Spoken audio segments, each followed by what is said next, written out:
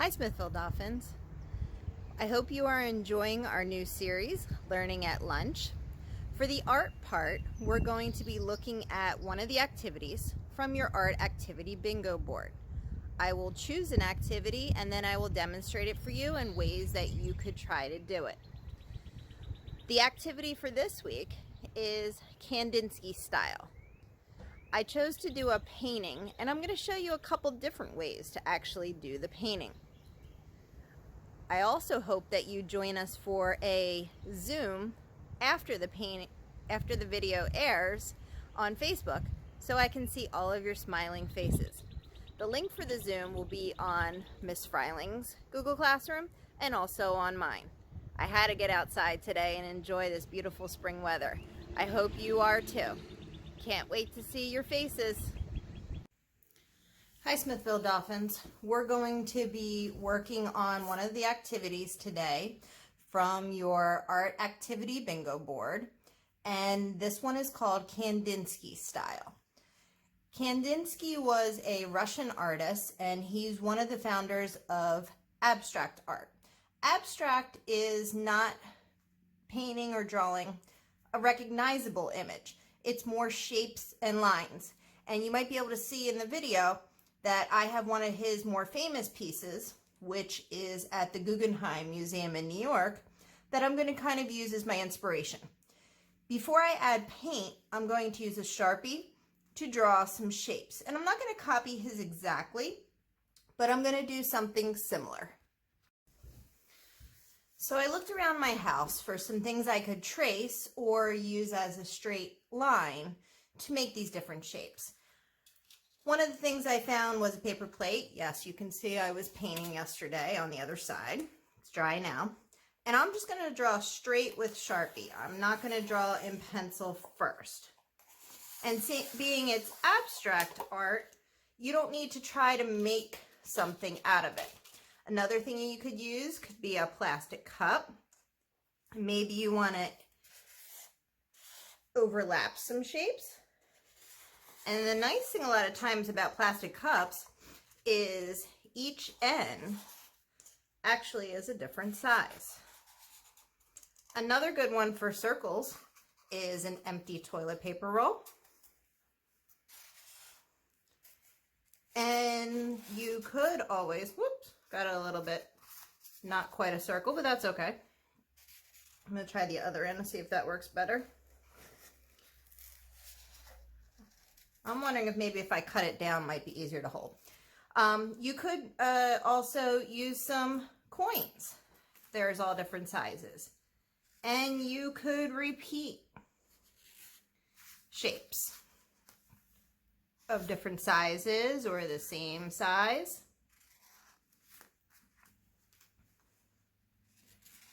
In your artwork. And again, I'm not copying his painting exactly. I'm using it for inspiration. And he does have a lot of circles here, so I might go back and add a couple more. And you might have seen that I got a stray line on my paper. It's okay, because it is abstract. We're not looking for anything in particular. He has some half circles in his art, so I think I'm going to go get a pair of scissors and cut my toilet paper roll to make it easier to trace that. Okay, so I'm back with my scissors. I'm going to cut the toilet paper roll in half and in half again. And I think it's easier to work with something a little shorter. So I'm going to cut it a little shorter. So I can almost bend this any way I want. So now I can use this to make some half circle shapes. And it looks like on his, he has them kind of connected. So I think I'm going to try that too. And I'm making a pattern by repeating them. Okay. I think I'm going to add a couple more small circles.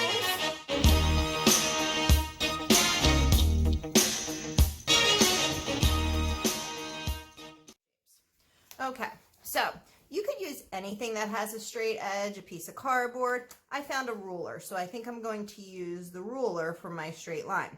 And a lot of his shapes overlap each other. They go over top.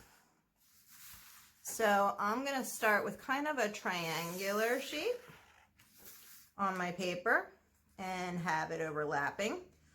And I think if I do it this way, it kind of looks like the letter A. A for art.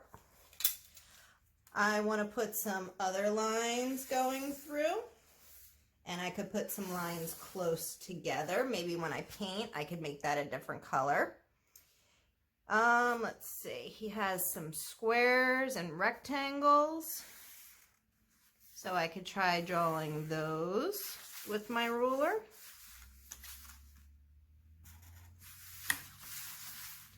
And again, because it's abstract art, it doesn't need to be perfectly straight. You can do this. And don't be scared to draw straight with Sharpie. Once you add color and things like that, you're going to, it's going to look totally different. He has some small squares in his rectangle. Instead of drawing it with the ruler, I think I'm just going to freehand those because it's smaller. It might make it a little easier.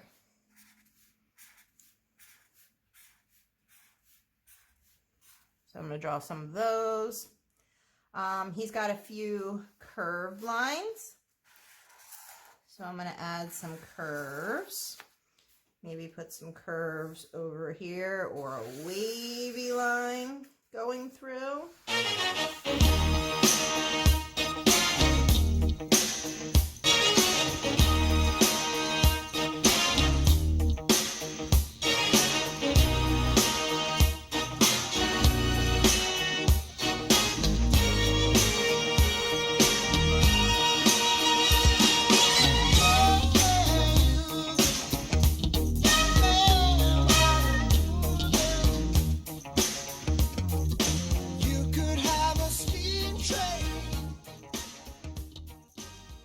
Okay, so we're ready to paint. Now, if you don't have paint at home or markers, you could do this project with pencil, crayon, colored pencils. You could do this outside with chalk on the sidewalk. Anything's possible. A lot of people have these pan watercolor paints. We don't use them too much in the classroom. I prefer to use the liquid watercolors when we do watercolor paint in the classroom, but these are great for home. And they're very dry. You have to add water to make them work. When my kids were little, we used to call it waking up the paints. I found a great way to do this. This is an old medicine dispenser that I had from the kids that I washed out. And it's a great way to just put a little tiny drop of water on each color because you don't need a lot. So if you'd use this, you pull up the water and then you just need to squirt maybe a couple little drops on each color. And you're kind of waking up the colors so they're ready to go. Again, you don't need a lot of water for each one.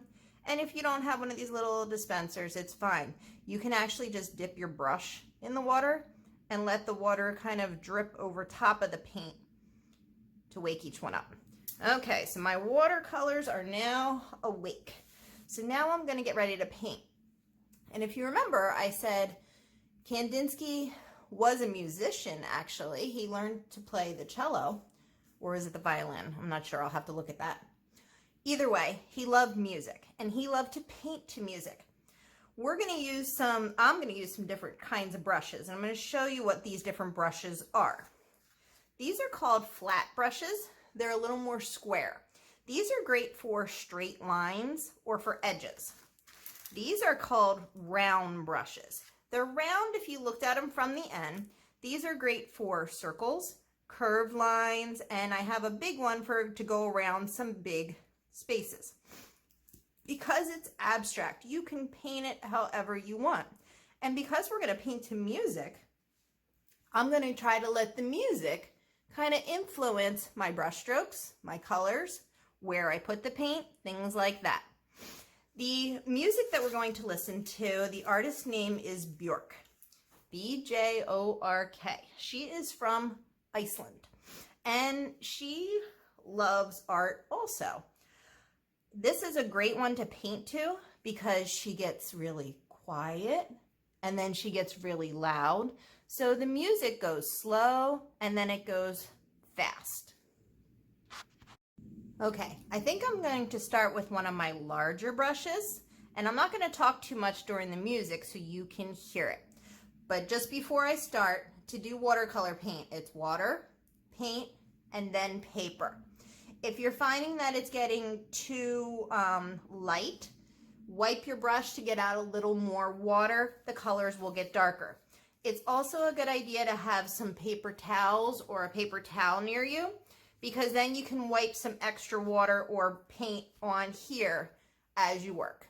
All right, let's start painting.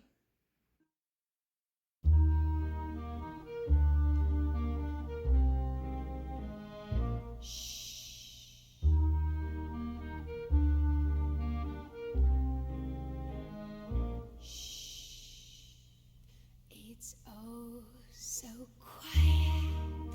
Shh, shh. It's oh so still. Shh, shh. You're all alone. Shh, shh. And so peaceful until you fall in love. Sing boom, the sky up above. Sing boom is caving in. Wow, wow. You never been so nuts about a guy you wanna love. You wanna cry, you cross your heart and hope to die till it's over. And then shh, shh. It's nice and quiet. Shh, shh. But soon again, shh, shh. Starts another big riot. You blow a fuse. Sing boom, the devil cuts loose. Sing boom, so what's the use? Wow, wow, of falling in love.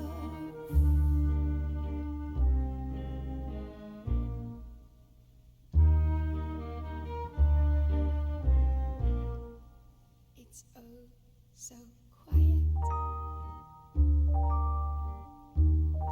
It's oh so still. You're all alone.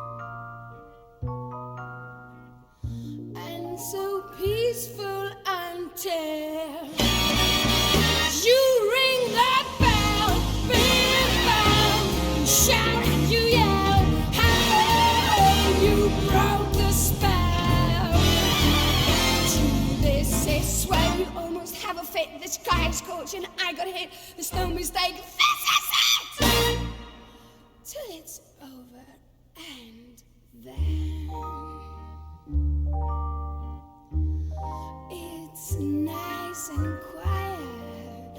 Shh, shh.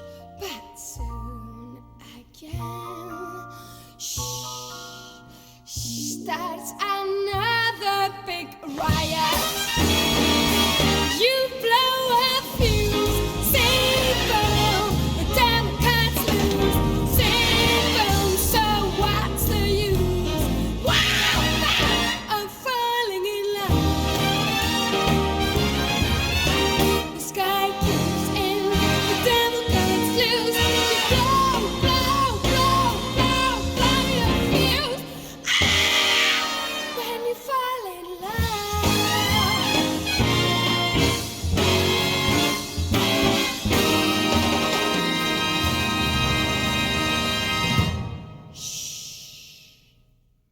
So what'd you think of that song?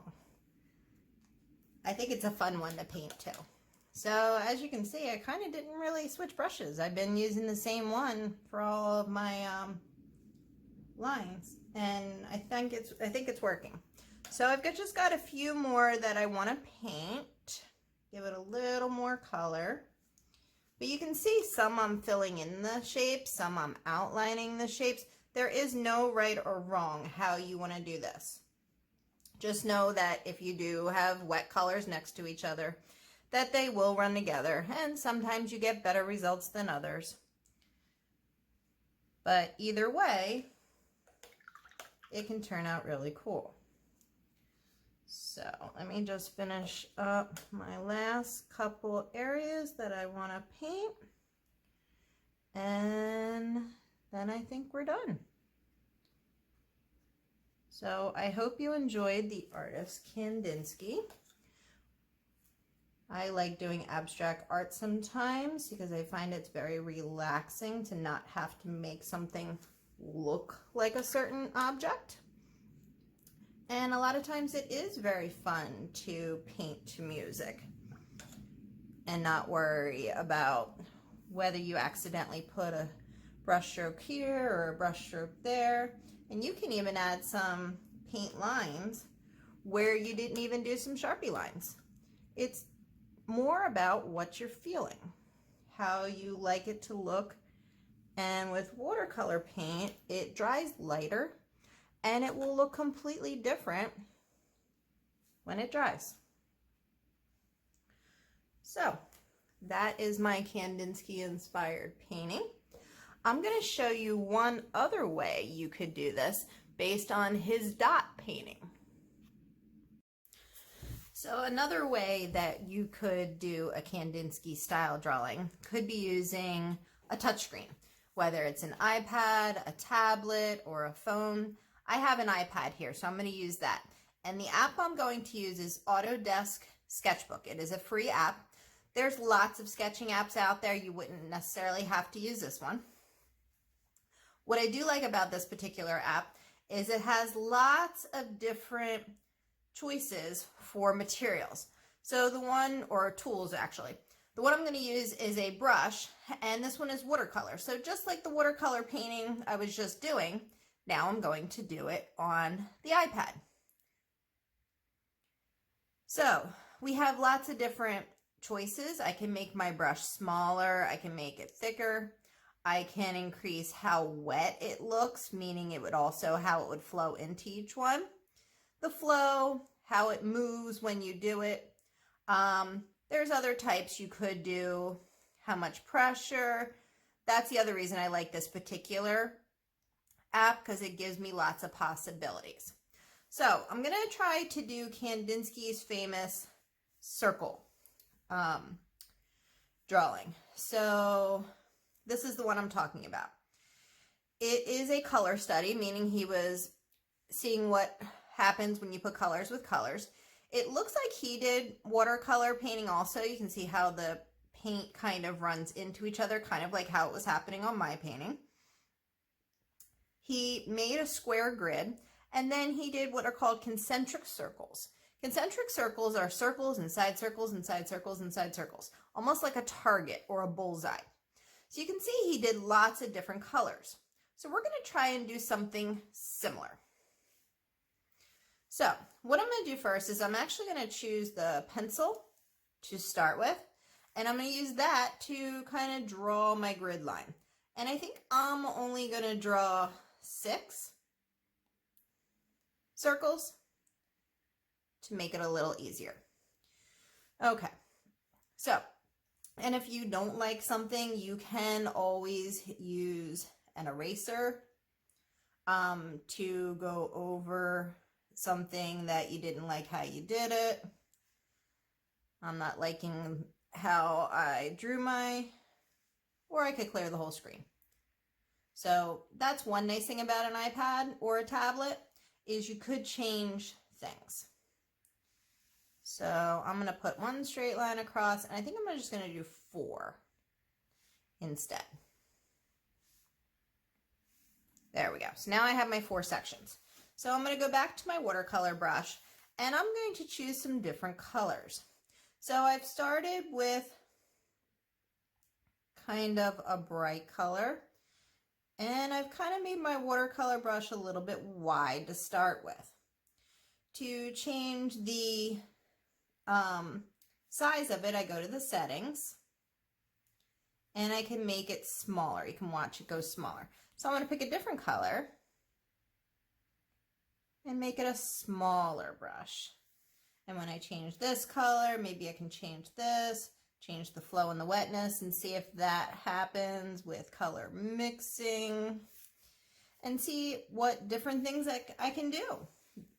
What's nice about the iPad is you can play and see what you like, what you don't like. You can erase things. You could start over if you want to. And your color options are, you've got lots to choose from. So I'm going to go more, let's see, what do I want? I'm going to go for a blue and use that for my background. And since I'm doing, oh, here we go. We have more color choices here too. Actually, I'm going to go like a neon green, I think. There's almost too many options sometimes. And I'm going to use that to kind of fill in my background. And what I could do is try different colors for each of the squares.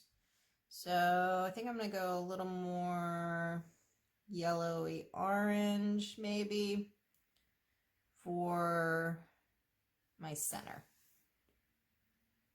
Okay, so that one's done. Now I'm going to choose a different one to start off my second circle.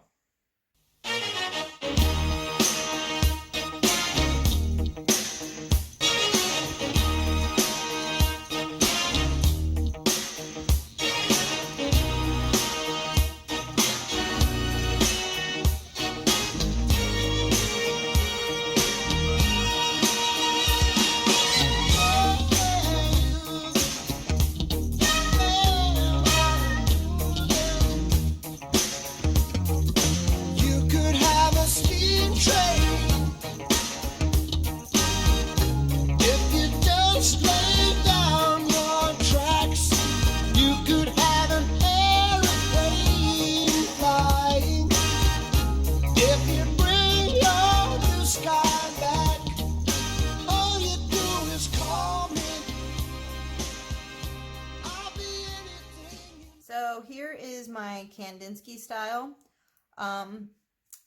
concentric circles. There's lots of different other options up here. Paint bucket fill. You could do what we were doing before, shapes and lines. You could add text. You could add a picture in. There's even one where you can record and make it a time lapse.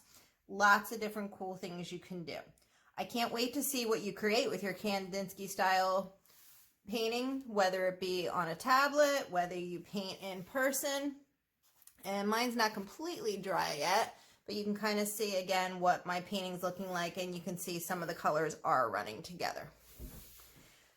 Please make sure you take a picture of what you create, paste it into your Google slideshow for the art activity board, and don't forget to hit turn in. If you don't turn in, I won't know what you worked on. Thank you, and can't wait to hopefully see you in the Zoom.